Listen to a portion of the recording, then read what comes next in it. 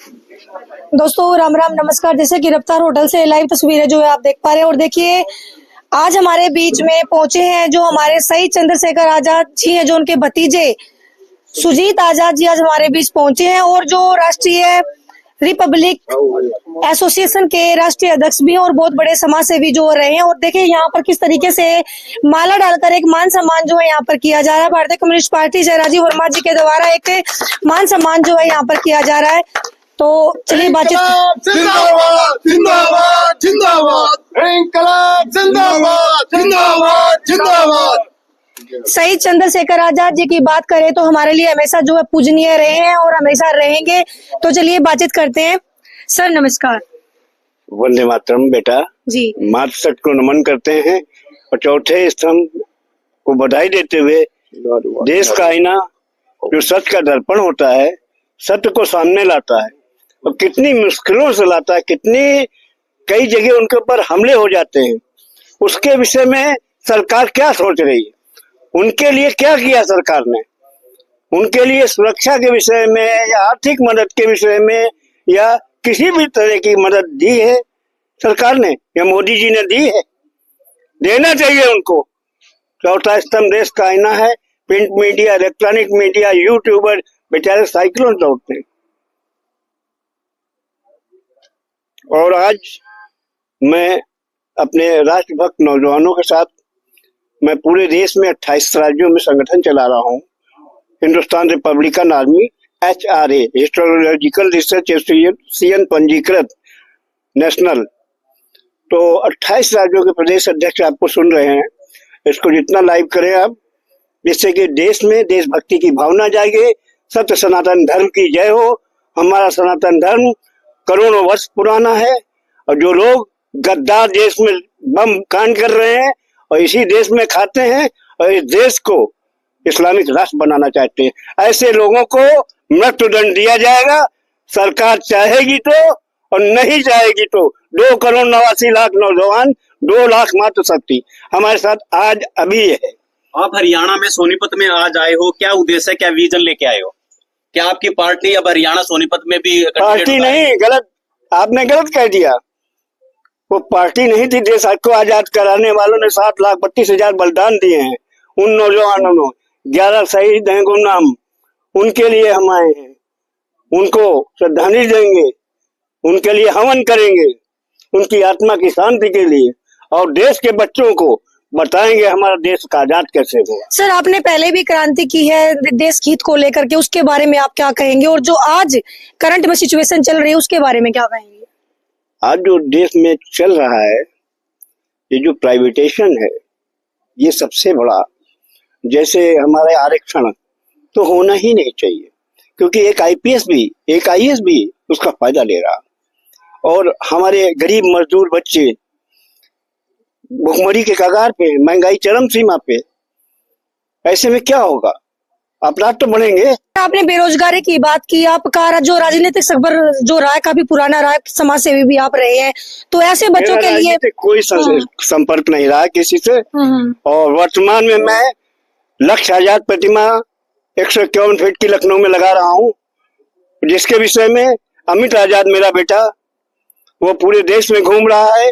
मैंने योगी बाबा से भी कह दिया, आपसे धन नहीं चाहिए, आप लैंड दे दीजिए। सर मेरा सवाल है कि आपने बात की बेरोजगारी और आरक्षण की, तो बेरोजगारी के मुद्दे आपने कितनी बार उठाए समाज सेवी होने के नाते, अगर हम कहें तो?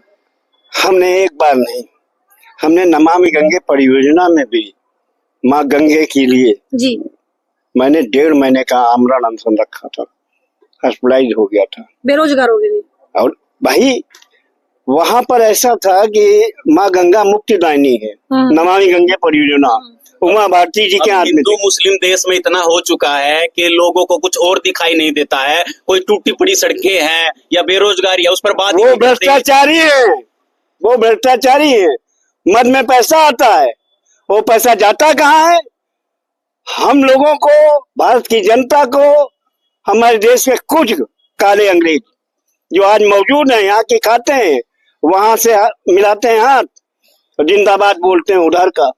जब बंटवारा हो चुका था उसी समय आप अपने घर जाइए, हम अपने घर में। हिंदू मुस्लिम कर करके अब बाकी की जो जनता की जो और आवाज है, जो सड़कें हैं, जो विकास है, उस पे बात क्यों नहीं करते? जो बच्चे बेरोजगार है उस पे बात क्यों नहीं होती? हम लोगों को संगठित होना पड़ेगा। इसी संगठित होने के लिए हम रात दिन, अभी गोंडा से हम लौटे थे, हम झूठ उस कभी, पर क्या प्लानिंग है, क्या और क्या विजन रहने वाले है?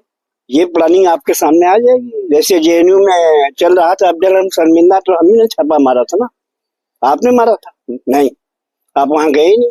देखते अंदर क्या था, आतंकवादी थे। उसमें कौन था? कश्मीर के लोग थे उसमें, और जिसमें राहुल गांधी जी, केजरीवाल मुख्य रूप से उसमें थे। वो छूट के आया, पीछे से अंदर कर दिया कन्हैया कुमार को। हम लोगों को पता लग गया। भगत सिंह ब्रिगेड का राष्ट्रीय संयोजक हूं मैं, यादवेंद्र। हम लोग अलग नहीं है, आज भी एक हैं। सर, और ये सब वही है, ये सब संगठित करने का हमारा प्लान है। विपक्ष लगातार आरोप लाल किले पे अभी विस्फोट हुआ पीछे, उसके बाद में जो बरामद की हुई, जो विस्फोट बरामद हुआ, उसमें एसपी साहब तो कह रहे हैं कि वो पदार्थ है जिससे पटाखे जलाए जाते हैं, और सरकार कह रही है कि उससे आदमी मरेंगे, ट्रेनें जल जाएंगी, इस तरीके का जो है उपद्रव हो जाएगा। तो ये किस तरीके का, क्या राजनीतिक स्टंट नहीं है? इसमें पूछने की बात है, ये तो राजनीतिक स्टंट है, ये 100% है। कुर्सी बचानी है, 5 साल बाद कैसे बचे? कुर्सी छोड़नी नहीं है।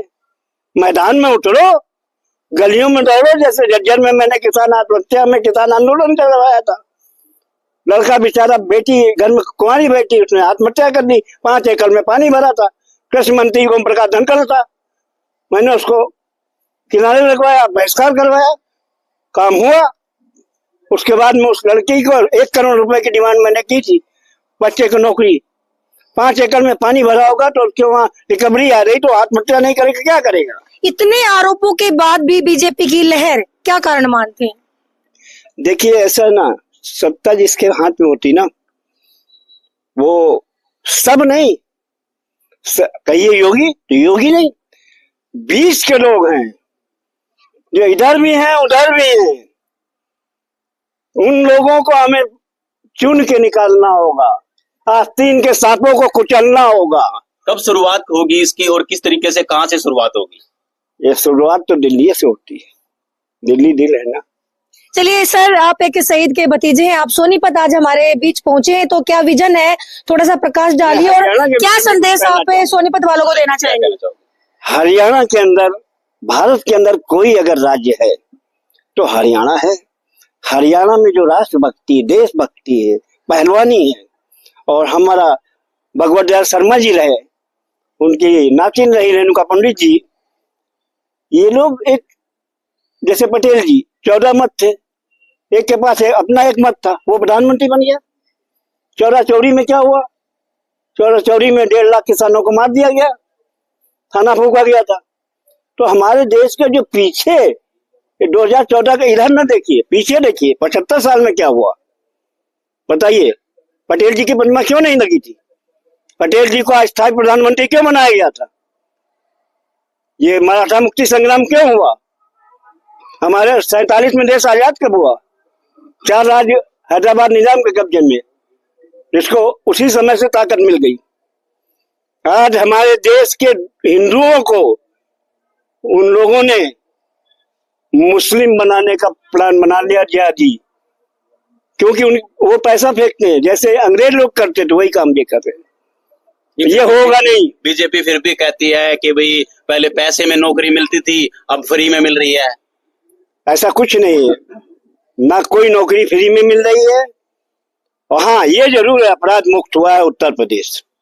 मैं उत्तर प्रदेश को कह सकता हूँ, अतीक हो चाहे वो कितना बड़ा माफिया हो, उत्तर प्रदेश में घुसा तो जीवित नहीं जाएगा। हरियाणा के बारे में क्या राय है? हरियाणा एक ऐसा राज्य है हमारा, इसकी संस्कृति, इसकी कुछ हरियाणा में मेरी संस्कृति मेरे हाथ से दिलवाया था उन्होंने, दाऊद देवीलाल स्टेडियम में, दंगल में। तो उसका लड़का गोल्ड मेडलिस्ट था। अब उस पर आ रही रिकवरी, 5 एकड़ में पानी भरा, तो कहाँ से लाएगा? आप एक शहीद परिवार से हैं, क्रांतिकारी विचारों के व्यक्ति हैं आप, तो शहीदों के लिए क्या राय रखते हैं? शहीद सब एक है, आदि वीरांगना लक्ष्मीबाई के वंशज महाराष्ट्र में हैं। तांता टोपे के वंशज सुभाष टोपे ग्वालियर में हैं। रघुनाथ पांडे मंगल पांडे के 1857 नगवा बलिया अभी मंदिर बना, पुल बनवाया योगी जी ने। अशफाक उल्लाह जी की मजार के लिए 1 करोड़ रुपया दिया। सभी एक उंगलियां बराबर नहीं होती। क्या कलाम जी नहीं, या अमीर नहीं, या अशफाक नहीं, पंडित राम प्रसाद बिस्मिल, ठाकुर रोशन सिंह, ऊधम सिंह, करतार सिंह सराबा, हम सभी को। बोस के बारे में क्यों नहीं बोलते हैं कि पीछे उनका क्या हुआ था, किस तरीके से क्या हुआ? देखिए, उनके साथ तो आप सभी जानते हैं कि टिकरी बॉर्डर पे आखिरी भाषण दिया था उन्होंने। उसके बाद से वो रंगून चले गए, वहां भी उनकी शादी हुई, वहां भी बच्चे हैं उनके, और उन्होंने लेने से ही मना कर दिया। वो राष्ट्रपति ही थे हमारे। आज देश को सुभाष चाहिए, आज देश को आजाद चाहिए, आज देश को भगत सिंह चाहिए, आज देश को सुखदेव चाहिए, राजगुरु चाहिए। आज देश को हमारे नौजवानों के अंदर उन्हीं की हुतात्माएं वास कर रही। इन लोगों ने हमको बुलाया और जो अनजाने शहीद हैं 11, उन शहीदों को हम श्रद्धांजलि देने आए। उससे एक जाएगा संदेश जाएगा। भारत माता की जय के साथ, हरियाणा जिंदाबाद के साथ अपनी बहू बेटियों को की हिफाजत करना हम सबका संकल्प है। भारत माता की जय। दोस्तों, ये थे हमारे साथ क्रांतिकारी के भतीजे सुजीत आजाद सिंह, और हमारे साथ इस वक्त मौजूद है भारतीय कम्युनिस्ट पार्टी से राजीव वर्मा जी। सर, आज क्रांतिकारी विचारों के जो शहीद परिवार से हमारे बीच पहुंचे, क्या कहना चाहेंगे? देखिए, ये हमारे लिए बहुत ही सौभाग्य की बात है कि हम आज उनके दर्शन कर पा रहे हैं, आज उनका जो है विचारों को सुन पा रहे हैं, जिन्होंने इस देश को आजाद कराने के लिए निस्वार्थ होके अपना बलिदान दिया और देश के अंदर वो जुनून, वो जागृति और वो सोच पैदा की कि जो जब अंग्रेजों के सामने बोलने तक की आजादी नहीं थी, आज हम लोग जो है खुल के बोल पाते हैं, बड़ी बड़ी बातों को रख पा रहे हैं।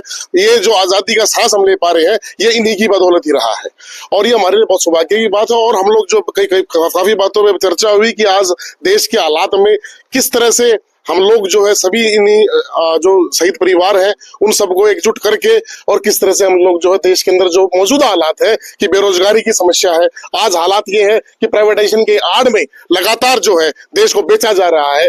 गेल बेचती, रेल बेचती, सेल बेचती, तमाम प्राइवेटाइजेशन की आड़ में जो है सब कुछ अदानी और अंबानी के हाथ में दिया जा रहा है। तो ये हमारे देश के लिए बहुत जरूरी है कि तमाम जो, क्योंकि यही वो आवाज है जो क्रांतिकारी आवाज रही है, वो यही उन्हीं के पदचिन्हों पे चल के ही आज इस देश को बचाया जा सकता है। वरना जो आज देश जिन हालातों में जा रहा है, नौजवानों का आज पढ़ने लिखने के बाद भी रोजगार की समस्या कितनी ज्यादा बढ़ती जा रही है।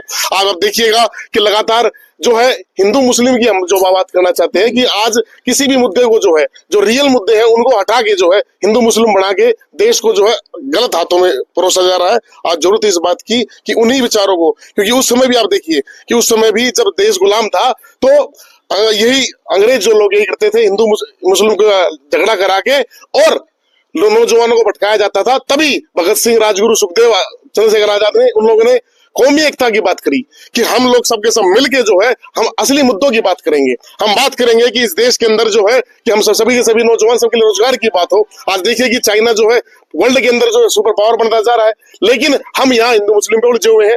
हमारी जो है साइंस और टेक्नोलॉजी से हम लोग जो भटकते जा रहे हैं। आज इन जरूरत है इस बात की कि वही जो शहीद परिवार है उन्हीं के साथ और सम्मान के साथ में उनके विचारों को आगे बढ़ाते हुए, उस संस्कृति को आगे बढ़ाते हुए इस देश को बदला जा सकता है। जिस तरीके से मोदी जी कहते हैं कि मुगलों ने लूट लिया था देश को, दोबारा से फिर वही वक्त आने वाला है, उस पर क्या कहोगे? देखिए, मैं एक बात जरूर कहना चाहूंगा कि इस देश के अंदर जब बात करते हैं हम देश के अंदर, तो वहां पे सिर्फ हिंदू मुस्लिम नहीं थे। जब देश आजाद हुआ तो उसके अंदर सबने कुर्बानियां दी, सभी का खून शामिल है इस मिट्टी में। ये हिंदुस्तान किसी के बाप की जागीर नहीं है। यहाँ पे अगर शहीद आजम भगत सिंह हुए हैं तो राम प्रसाद बिस्मिल हुए हैं और अशफाक उल्लाह खान भी हुए हैं। आप देखिएगा अब्दुल कलाम भी हुए हैं, जिन्होंने पूरे वर्ल्ड के अंदर जो है हमारे भारत का नाम रोशन किया। आज जरूरत है इस बात की कि हम लोग सभी के सब मिलके जाति और धर्म से ऊपर उठ के हम भारत की बात करें, हम देश की बात करें। आज जरूरत है इस बात की। विपक्ष लगातार आरोप लगाता हुआ नजर आता है, लेकिन विपक्ष स्ट्रॉन्ग विपक्ष हमें नजर भी नहीं आ रहा। पार्टियों का सुपड़ा साफ जो है होता जा रहा है। क्या कारण मानते हैं इसके पीछे? देखिए, आज इस तरह के जो हालात बनते जा रहे हैं देश के अंदर, वो जरूरत है इस बात की कि किसी तरह से हम लोग देखें, समझें और विचार करें कि जो उस समय अंग्रेजों का जो राज था कि जब लोगों को बोलने तक की आजादी नहीं थी, आज लगातार लोगों के लोकतंत्र के ऊपर प्रहार हो रहा है, लोगों के अधिकारों का हनन हो रहा है। जरूरत है इस बात की कि हम उसी संस्कृति को, उन्हीं विचारों को साथ में लेके चले और तभी इस चीजों को बदला सकता है। राजनीति का जो हम लोग बात करना चाहते हैं वो राजनीति जो निस्वार्थ हो, जो देश के लिए हो, जनता के लिए हो, लोगों के लिए हो, ना कि किसी धर्म और जाति के लिए हो। आज जो हालात बन रहे हैं, हालात तो जरूरी है। आज हमने जो है जो हमारी बात हुई तो हमने कहा कि एक बारी जो है एक दर्शन जरूर दें हमें, ताकि हम आपके विचारों से, आपके आशीर्वाद का जो हम लोग ले सके। तो आज हम लोग जो है इनके साथ में खड़े हुए थे। सोनीपत की जनता को क्या मैसेज जो है आज देना चाहेंगे? मैं कहना चाहूंगा कि मेरे सोनीपत की जनता को कि हम लोग जो है आज इस बात की जरूरत है कि हम नौजवानों को, अपने बच्चों को, अपनी पीढ़ियों को उन शहीदों के बारे में जरूर बताएं, उनके बारे में अवगत कराएं कि ये देश यूं ही आजाद नहीं मिला हुआ था। ये इस आजादी के लिए कितनी कुर्बानियां दी गई थी, कितने ही लोगों ने अपनी शहीदियां दी थी, तब जाके देश आजाद हुआ था। तो इसलिए इन शख्सियतों को हम याद रखें और उनके विचारों के साथ में लेके एक पार्टी का भी जिक्र अभी सर ने किया, हमें तो लगा था कि राजीव वर्मा पार्टी चेंज करने वाली है। नहीं, देखिए, ये कोई पार्टी नहीं है, ये वो विचारधारा है जो समाज के अंदर, देश के अंदर जो है विचारों पे बदलना चाहती है, देश के लिए निस्वार्थ होकर काम करना चाहते हैं। तमाम जो भी क्रांतिकारी हुए हैं, हम चाहते हैं कि वो सभी एक मंच पे आए और इस देश की जो असली, जो उनका सपना था, जो भगत सिंह का सपना था, चंद्रशेखर आजाद का सपना था, वो उस तरह का भारत जो बनाना चाहते थे, वो भारत बनाया जा सके, उसी के लिए हम लोग जो साथ इकट्ठे हो रहे हैं। जी, बहुत बहुत धन्यवाद। तो दोस्तों, लगातार जो लाइव तस्वीर आप देख पा रहे हैं रफ्तार होटल से, और आज हमारे बीच ऐसी शख्सियत मौजूद है, क्रांतिकारी परिवार से हैं, क्रांतिकारी परिवार के भतीजे हैं और लो हरियाणा में पहुंचे हैं। आज जो हमारे युवा है देश के, उनमें क्रांतिकारी भावना जगाना चाहते हैं, पैदा करना चाहते हैं, ये इनका मेन उद्देश्य है। यहाँ पे आने पर कुछ कहना चाहते हैं? जी सर, बिल्कुल जी। मैं कहना ये चाहूंगा, मेरी बेटियां जी आज फाइटर उड़ा रही है। कल्पना चावला दूर नहीं, मेरी गोद में खेली है बेटी जी, और है जरूर नहीं, वापस नहीं लौटी, लेकिन आज भी हमारे हृदय में है जी, और मेरी बेटियों को बचाना मेरा काम है जी। ये नेता अपने वादे पे डोल जाएंगे। ये जब वादा घोषणा पत्र अपना जारी करें तो इनसे 500 रुपए के स्टैम्प पेपर पे उस घोषणा की पूरी जी। कॉपी बनवाई है। कितने वादे पूरे हुए, कितने वादे हाँ, नहीं हुए? हाँ, वो जी। उससे होगा, बिल्कुल क्योंकि हमारे नए सुप्रीम कोर्ट के जी, जज बैठ चुके हैं। जी, माननीय महामहिम जी। जी द्वारा मैं सम्मानित हूँ, 3 राष्ट्रपति पदक हैं, लेकिन मुझे सब कुछ मिल रहा है फ्री में, देने कह रहे हैं, लेकिन मैं राजनीति में कभी नहीं आऊंगा। संकल्प राजनीति में आकर कुछ कर पाया तो मैं आजाद का भतीजा नहीं हूँ। आप सिर्फ युवाओं में क्रांतिकारी विचार जगाना किया गया है और वहाँ पे क्या कुछ संदेश? नहीं, मैं शामली तो नहीं गया। मैं तो कल शामली में जो प्रोग्राम होने वाला है उसकी क्या व्यवस्था है और किस तरीके से वो प्रोग्राम? नहीं, मैं शामली नहीं गया, मैं फ्लाइट से उतरा हूँ अपने कार्यक्रम में। हाँ, वो कार्यक्रम का आप ही अच्छा बताएंगे। 11 शहीद हुए गुमनाम, उनको श्रद्धांजलि देने के लिए आजाद का भतीजा छाती ठोक के खड़ा है। क्या बात है। वंदे इनकलाब लिख दूंगा, दुश्मनों की गोलियों का सामना करेंगे, आजाद ही जिए हैं, आजाद ही मरेंगे।